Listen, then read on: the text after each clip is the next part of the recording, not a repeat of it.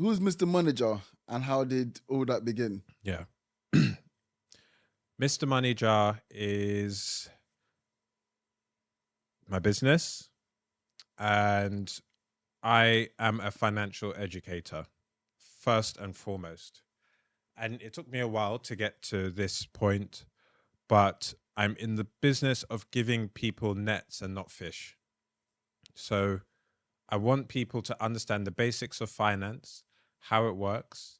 I will speak to them in a way that they understand, in a way that's fun and that's accessible, so that they can hopefully solve for money so that they can live their best life. So I want to give people the meat, like the actual, like how do systems work? Here's the data, here's the study behind this. That's where all of that comes from. Hmm. Because people are very smart, people are very intelligent, they're very sophisticated, and once they have the information that they need, they are able to make informed decisions about themselves. But I also think that Mr. Money Jar is an idea, which is, I've had a I've had two or three jobs. I've been promoted twice. I didn't do very well in the corporate world. The most I ever earned was £34,000.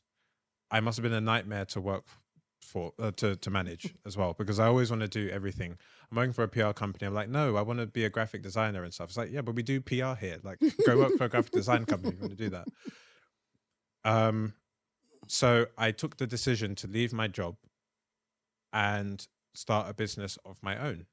And I invested in myself very heavily, and I continue to do so because I didn't know what would happen. Obviously, no one does, but I had a sense that if I just bet on myself and I increase my knowledge, that I could make a living out of sharing that information with other people. So it's just an idea to say that, look, if you're in a job that you're not happy with, if you feel stuck in a rut in life, this capitalist culture that we live in does have a tendency to make people feel like they are a small cog in a massive machine.